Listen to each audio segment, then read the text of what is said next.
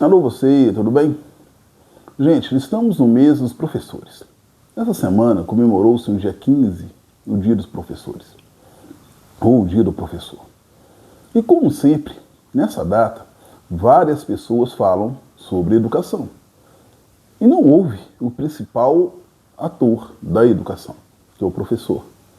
Então, vamos fazer hoje um programa só falando sobre educação.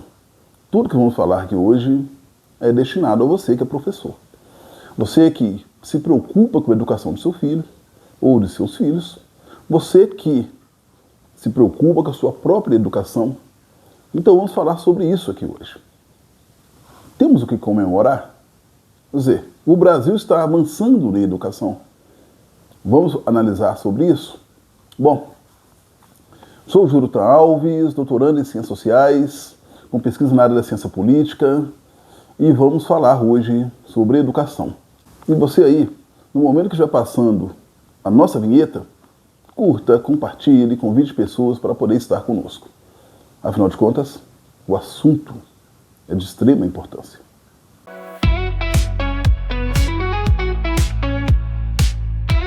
Gente, eu nesses dias, ouvindo sobre educação, eu estava vendo a Mônica Bordvogel no G1, lá, não no G1, mas na Globo News, desculpe, mas a empresa é a mesma, falando sobre o seu processo educacional e comentando sobre os passos, ou pelo menos os planos, que a Câmara dos Deputados tem para a educação no Brasil.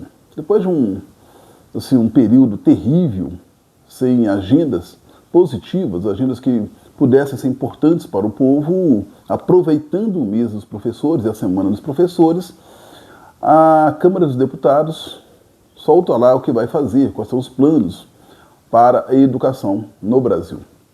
E são 15 pontos importantes que desejam fazer. Gente, a Mônica Bordvogel falou algumas coisas que eu parei para pensar. E vou trazer aqui a reflexão, mesmo sabendo que esse vídeo não vai chegar até ela, ou se chegar, espero que ela ouça, veja e analise, se puder até responda. Quer dizer, que ela fale um pouco sobre esse processo da educação. Em primeiro momento, eu não sei por que a Rede Globo, em todas as suas formas, quando vai falar sobre educação, não ouve os professores. É uma coisa incrível, ouve tudo. Você vai ouvir uma empresa que fala e investe em educação, vai ouvir um ministro da educação, vai ouvir não sei o que lá. Tudo, exceto o professor.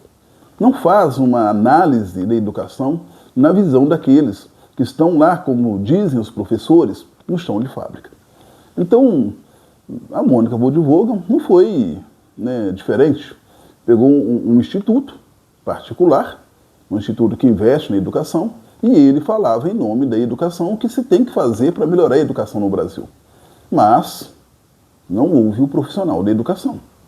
E ela disse também uma coisa que é muito interessante, uma situação, que o professor tem que aprender a ensinar, que hoje os professores não estão conseguindo ensinar. E ela falou também, mencionou, para dar exemplo, da sua dificuldade que ela tinha sempre com química, que ela detestava química, que ela tinha muita dificuldade com química. E, lógico, o professor não sabia ensinar química nesse caso. Então vamos por pontos e falar sobre educação por pontos. Gente, a educação no Brasil sempre esteve subserviente aos interesses de uma elite que estava dominando, ou que sempre dominou o país. Lógico que ninguém vai ensinar qualquer coisa, de qualquer forma. Você tem que ter um direcionamento, você tem que ter um plano, você tem que entender até onde você quer chegar. E, lógico, ter um planejamento para que a cognição seja possível. Senão o aluno não aprende. Então é o seguinte, o primeiro contato com a educação que o Brasil tem, o primeiro, vamos colocar, plano educacional, que não foi totalmente um plano para o país, foi através dos jesuítas. A educação, ela era uma educação cristã, mas não é uma cristã qualquer. Era uma cristã voltada para a Igreja Católica, para a conversão dos indígenas, dos povos originários do Brasil. Então eles tinham que se converter. Nem a língua daquele local, ou seja, do Brasil, era respeitada, pois os indígenas não tinham direito nem à sua própria língua. Era ensinado para poder, obviamente, converter ao Deus cristão, e tudo aquilo que os indígenas faziam, né, era pecado. Então, o primeiro contato com a educação foi a conversão. Não foi uma educação pensando em construir um país, construir uma nação, muito pelo contrário. Nesse caso aí, foi uma educação submissa e uma educação para dominação naquele momento. Os jesuítas trabalhavam com a dominação. Bom, após esse momento, nós temos também a entrada, com o passar do tempo, do Marquês de Pombal, que muda a educação um pouco de direção e coloca a educação na mão do Estado. Porém, o Estado também brasileiro não colocou a educação para todos. A educação não foi uma educação universal. Os escravizados não podiam estudar. Eles não tinham o direito à educação. Tanto que essas questões que nós debatemos hoje, principalmente no direito, na medicina, na engenharia, de ser chamado de doutor, é uma questão de um período de escravização. Esse doutor era para diferenciar aquele que estudava fora do país com aqueles que estavam dentro do país. Não é somente um doutor porque defendeu uma ação, aquela coisa toda, não. Esse doutor, na realidade, sem ser doutor, formado em doutorado, passado por uma situação dessas, na realidade, dentro da educação brasileira, ela passa pela diferenciação de quem tem acesso à educação daqueles que não têm acesso à educação. Essa é a verdade, ainda que coloca-se que a lei foi feita para que aqueles que defendem alguma tese. Que tese que são defendidos por todos? Então, vamos colocar, por exemplo, se um advogado perde na sua ação na justiça, porque ele estava defendendo uma tese, teoricamente, se ele perde, então ele vai perder o doutorado dele, porque ele foi reprovado? Não é bem assim. Então, não é essa a questão. A educação no Brasil sempre passou, estou querendo trazer aqui, por essas diferenciações. Os escravizados, por exemplo, não podiam estudar. E os indígenas que eram ali que vieram dos jesuítas, já havia sido feito um processo para a sua conversão. Então a educação sempre foi, nesse momento aí, até mesmo utilizada pelo Estado, como forma de dominação de uma classe sobre a outra classe. Bom, aí você vai falar, mas tinha escravizados que estudavam. Sim, tinha aqueles que conseguiam aprender a ler e escrever e até conseguiam estudar realmente. Porém, isso aí, em relação ao número de escravizados, era ínfimo. E esses que conseguiam, era porque algumas pessoas consideradas brancas ou brancas, elas ensinavam a essas pessoas, mas ensinavam de uma forma até meio clandestina. Nós temos várias histórias nesse sentido. Se você procurar, você vai encontrar várias, de pessoas negras que aprenderam a ler e escrever e depois até utilizaram os seus ensinamentos para poder ajudar outras pessoas negras. Então, assim, até aí é essa a questão. E vamos avançar um pouco mais na educação, chegando até hoje. Eu quero chegar nas falas de Mônica Voivoda. Mônica Voivoda fala que em educação os professores têm que aprender a ensinar. Mônica, eu concordo com você. Os professores têm que aprender a ensinar. Todos nós temos que aprender um pouco a ensinar. Os pais têm que aprender a educar os filhos e por aí afora. Não tem um manual nesse sentido, apesar de que existe um manual de ensinar como ensinar as pessoas dentro da escola. Só que, Mônica, nós passamos por um momento que talvez a Globo também poderia ajudar a elucidar, a pensar a educação. Então vamos para os pontos. Sempre quando fala na educação, fala que vai valorizar o professor, aquela coisa toda, mas os salários dos professores no Brasil são pífios em relação a outros atores formados em curso superior. Isso vários também veículos de comunicação já demonstrou que aqueles que são formados na área do ensino ganham menos do que aqueles que são formados em outras áreas. Bom, o que isso faz? E o que isso produz? Uma fala que saiu no seu programa, falando que aqueles que vão para a educação são pessoas que têm as menores notas no Enem. Ora, mas se não tem uma valorização, como que você quer que esses que são os melhores vá para esse local? Vou dar um exemplo claro para você do estado de Minas Gerais. No estado de Minas Gerais, houve até um concurso público há pouco tempo. Se não me engano, há 15 dias atrás, ou no máximo aí, 25 dias atrás, houve um concurso público no estado de Minas Gerais para a educação. Sabe qual o salário? R$ 2.790. Sim, R$ 2.790 por 24 horas de trabalho. Ah, mas a hora de trabalho é muito pouca. O professor não trabalha só dentro da sala de aula. Ele tem que preparar as aulas, ele tem que corrigir provas, ele tem que fazer 1000 coisas para que a aula realmente funcione. Como você disse mesmo, o professor tem que ensinar ao outro e tem que aprender isso. Então nós tivemos esse problema sério, e há esse problema sério em Minas Gerais. Quando eu falo nós, porque eu também sou professor. Então há esse problema sério dentro da educação do estado de Minas Gerais. E na educação do estado de Minas Gerais tem uma questão interessante, não só o salário, a progressão.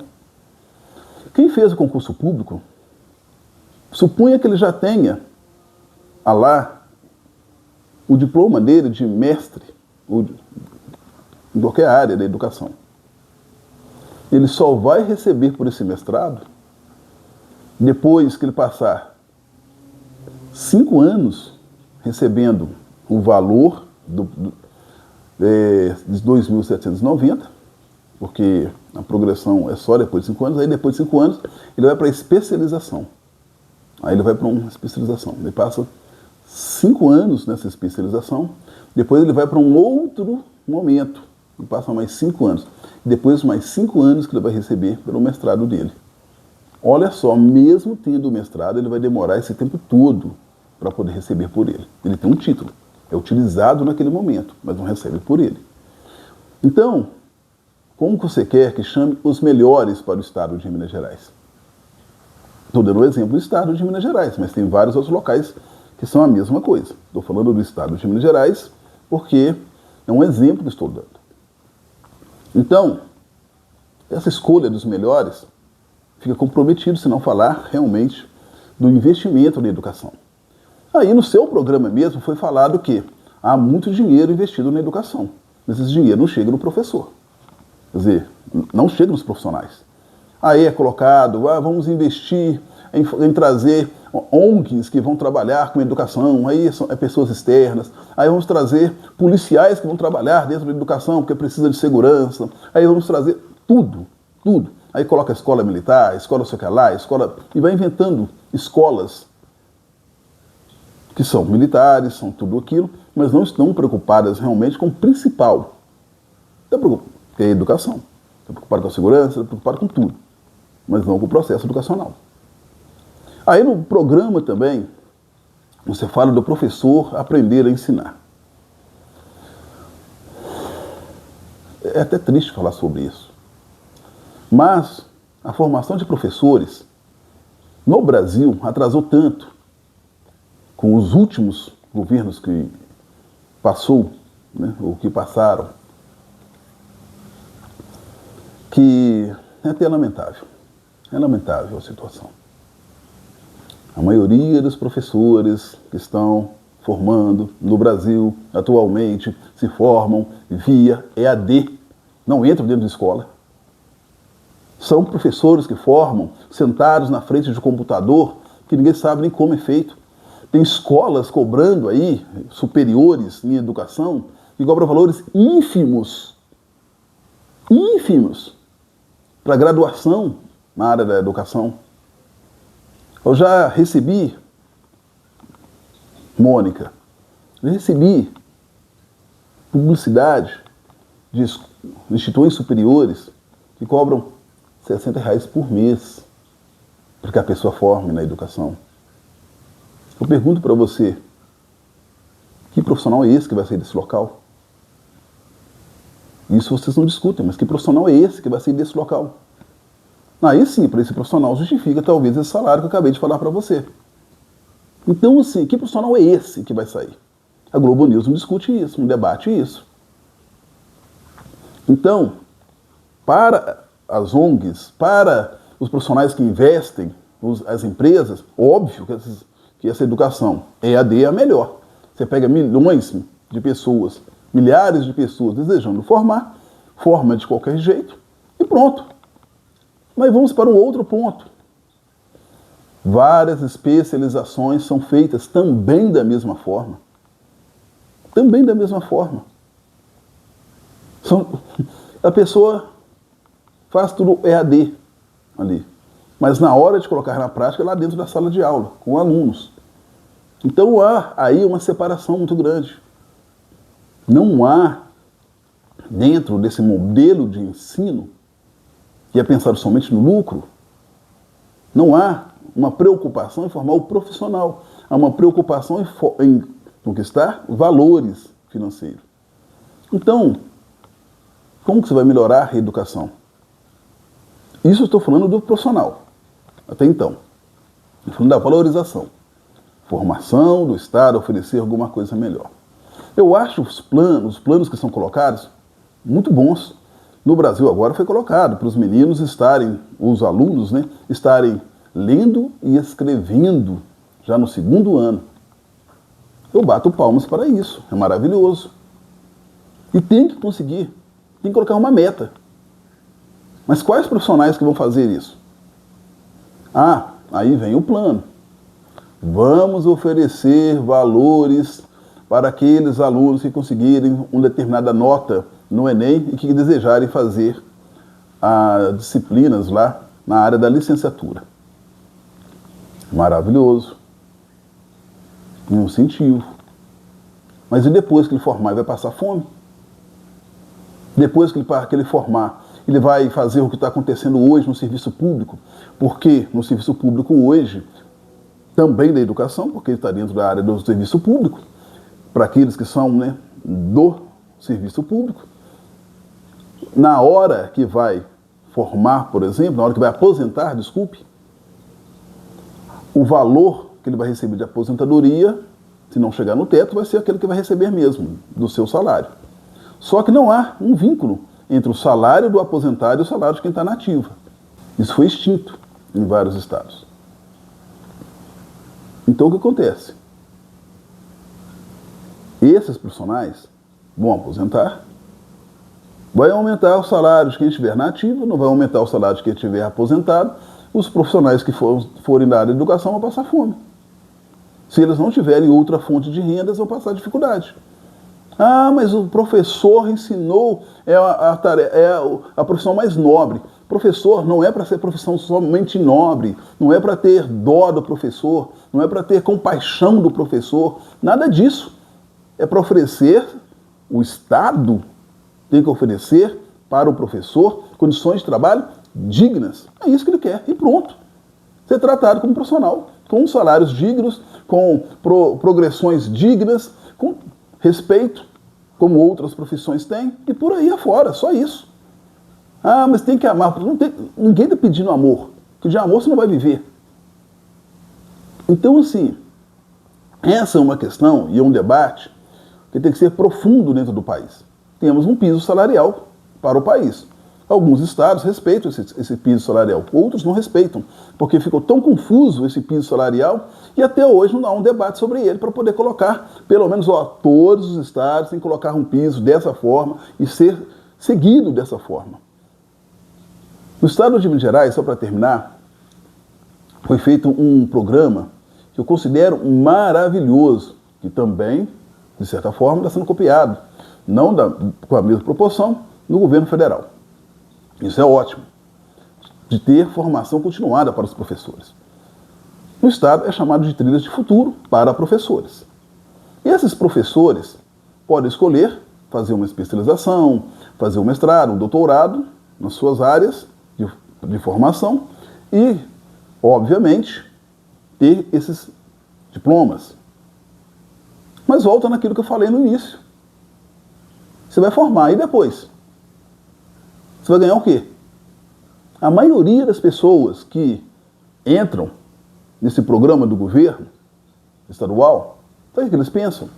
Eu vou fazer o mestrado, principalmente quando é mestrado e doutorado, vou trabalhar no período que tem que ser para compensar o tempo que ficou, às vezes, afastado, porque alguns são afastados para poder se dedicar à educação, ao estudo. Ele vai pagar um pedágio, ele não pode sair do estado no período, né, que é destinado a ser igual ao período de estudo, então ele fala, pensa o seguinte, vou pagar isso. E depois vou pular fora. Está formando o maior exército de professores que queiram pular fora do estado. O estado de Minas Gerais está formando isso. Um exército que quer pular fora do estado, mas não ter plano de carreira. Então, eu falo novamente, e se chegar na Globo News um dia, seria ótimo. Discuta a valorização do professor primeiro. Como isso pode ser feito? Porque profissionais valorizados, eles se dedicam mais em qualquer área da vida, Na Globo News mesmo, as pessoas que são bem pagas, são bem valorizadas, elas se dedicam, obviamente, eles levantam a hora que for para poder fazer o jornal. Isso é óbvio. Agora, vai pagar para vocês um salário mínimo e pedir para poder se dedicar ao tanto que vocês dedicam. Quem vai fazer isso? Essa é a questão. Então isso aqui é até uma resposta para a Globo News, de certa forma, e para outros veículos de comunicação que ficam falando de educação, mas não ouvem. Eles não ouvem o principal, que são os professores. Então esse vídeo é dedicado justamente a esse dia do profissional que é silenciado no Brasil, que é o professor. Que é silenciado. Todo mundo fala sobre ele. Todo mundo acha que tem que ganhar bem. Todo mundo acha que tem que fazer um plano. Todo mundo acha que tem que fazer alguma coisa. Mas, na prática, todos os anos vão fazer a mesma coisa. Chegou outubro, vai falar do professor. O governo federal liberou uma carteira para os professores. Palmas. Mas o professor não quer carteira, quer salário. Comemorar que vai entrar em shows pagando meia? Não, eu prefiro pagar, por exemplo, inteira, mas ter salário. Salário digno. Eu troco a carteira pelo salário. Eu acredito que a maioria. E aí? Como que vai fazer essa valorização? Vai discutir? Vamos debater sobre isso? Vamos tirar aquilo que tampa a voz do professor, que é a interseção entre a mídia e o professor, e permitir que ele fale? Vamos ouvi-los? Já é um bom sinal, se começar assim. E você aí, o que pensa sobre isso? Você passou por um professor. Coloca aí embaixo o que você pensa sobre toda essa questão da educação. E falei da valorização e do plano. Os planos são ótimos, sempre vamos ter vários. Mas, se não valorizar o aluno, não valorizar a regionalização e não valorizar o profissional, acabou.